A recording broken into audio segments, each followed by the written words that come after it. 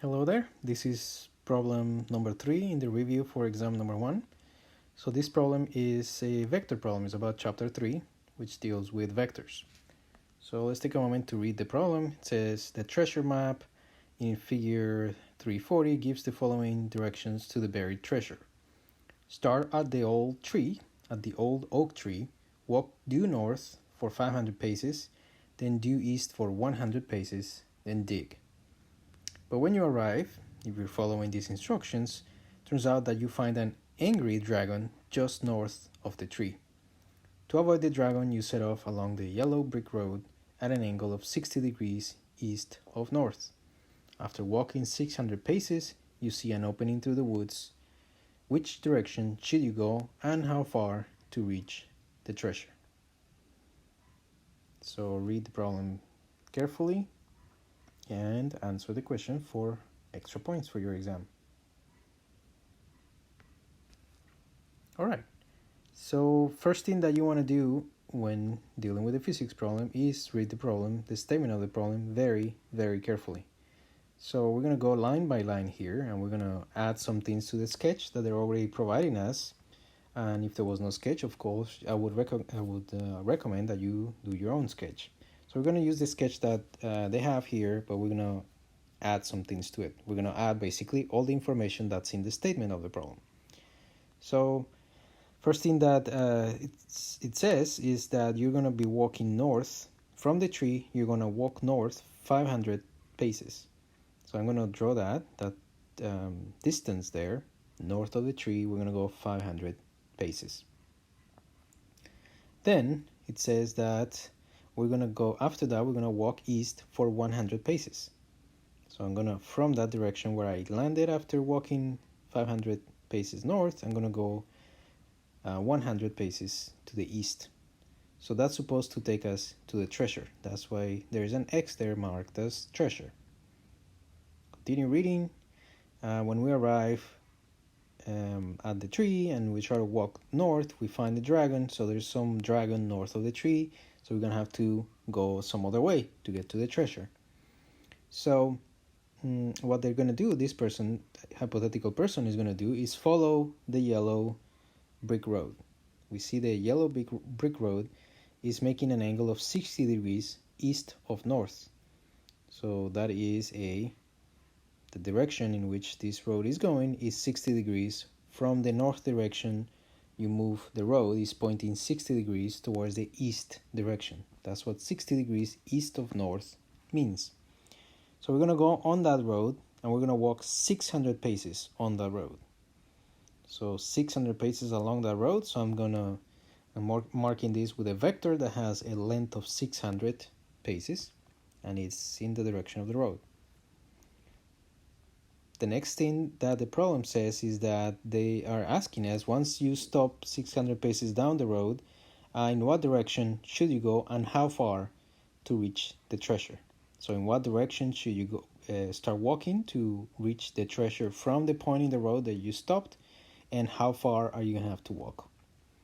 All right, so the two questions here refer to the vector position. I'm going to call the vector displacement from the point in the road where you stopped, and the treasure, I'm going to call that the displacement vector RT. That the RT is standing for from the road to the treasure. So the displacement vector from the road to the treasure.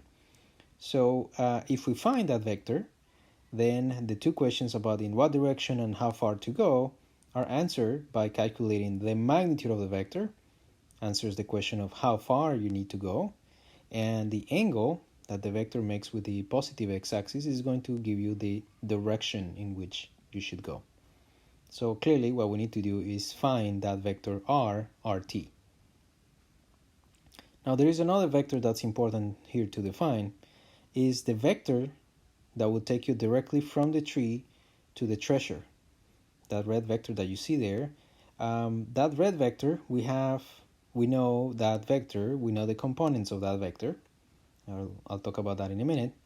But another important vector that we have here is the vector that takes us from the tree to the point on the road where we stopped. So that I'm going to call the displacement vector R on the road. and that vector has a length of 600 paces. So those three vectors that I just gave a name are very important for this problem. Those three vectors that I'm drawing them again here, those three vectors are arranged in a particular way. You can see that RRT's tail is touching the head of R on the road, OR. And as you know, the rule for the addition of vectors tells us that when we arrange vectors that way, the vector that goes from the tail of the first one to the head of the last one is the vector sum. So what I said in words means in mathematical symbols is that the vector ROR plus the vector RT is equal to the vector RTT. Okay, the two vectors that are arranged tail to head, when you add them, you get the vector that goes from the tail of the first one to the head of the last one. All right, so the vector that we're looking for, the vector that is going to give us all the information that we need, is this one, the vector that takes us from the road to the treasure. That's the vector that we're looking for, the green vector in your picture. We want the magnitude and direction of that vector. So to find that vector, notice that in this equation, this equation relates, the equation we just wrote, relates that vector with the other two, and we actually happen to know the other two vectors. So the first one that we know is the vector RTT. Vector RTT, which is the red one in your picture. That vector, we know it perfectly well because we know that the x component of that vector should be 100 and the y component should be 500. So in rectangular components, we can write this vector as the vector 100, 500, x, y components. Okay, so we know this vector perfectly. And the other vector that we know that can help us find RRT is the vector ROR. In the picture, the vector, that's the black vector that has a 600 marked on top of it. And that vector has a magnitude of 600 and makes an angle of 60 degrees with the y-axis. So with these two pieces of information, we can figure out the components of this vector. The x component is this marked in red, and notice that the upper red line is the side of a right angle triangle that is opposite to the angle 60 degrees. It is opposite to the angle of 60 degrees, so we can find the length of that side of the triangle by using sine, opposite, sine. Okay, so the length of that side of the triangle is the x component of the vector, so it will be 600 times the sine of 60 degrees. Then we need to find or write the y component of the vector. The y component of the vector, as you can see there, is the projection on the y-axis, and that projection on the y-axis is the side of the right angle triangle that is adjacent to the angle of 60 degrees. Adjacent goes with cosine. So that component is 600 cosine of 60 degrees. So underneath here, at the bottom of your screen, I calculated the actual numerical values for those components. So the x component of the vector on the road is 519.6, which I'm going to round to 520, and the y is 300. Okay, so we have now this second vector here. We also know that vector. So what's left is to calculate the vector RRT. Knowing the other two, this is a simple task because we have them in components, in rectangular components already. So solving for RRT, what we need to do is we subtract ROR on both sides of the equation to get rid of it on the left hand side. So RRT is RTT minus ROR. So just plug in the components of the vectors that we already figured out, 100, 500 minus 520, 300. So to subtract the vectors once you have them in rectangular components is pretty simple. You do it component by component. So 100 minus 520 is minus 420, and 500 minus 300 is 200. So now we have the x and the y components of the vector displacement from the road to the treasure. And to find the how far we need to go, then that's the magnitude of the vector. So Pythagoras theorem says take the x component squared and add to that the y component squared, take the square root of that. So the answer is 465 paces. That's the distance you have to move along the green line to get to the treasure from the road, from the point on the road where you stopped. All right, one thing left to do is the direction. Specify the direction in which you're supposed to go from the road to the treasure. So that is going to be the direction of the vector, displacement from the road to the tree. So theta is of a vector is the inverse tangent of the y component of the vector divided by the x component. So we're going to do inverse tangent of 200 divided by minus 420. So that's inverse tangent of minus 0.476. And your calculator is going to tell you minus 25.45 degrees. I'm going to round it to 25.5. So the minus means, below the positive x-axis. So according to this, to our calculator, the treasure from the road, you need to go in a direction of minus 25.5 degrees below the x-axis. So is that really where the treasure is? So looking at your picture, you know that somehow there is a mistake here, because clearly the green vector is pointing in the second quadrant, whereas your calculator is telling you that the vector is in the fourth quadrant. So there's a problem here. That is not the correct answer. And what's happening here is that this vector that I put on the upper right corner has, and this vector, which is identical but in the opposite direction, those two vectors, I'm going to call them A and B, the ratio between the y and the x components for both vectors is the same. If the vectors have the same length and they're pointing in opposite directions, the ratio between AY and AX is going to be equal to BY and BX. The vectors basically have the sign of the components flipped.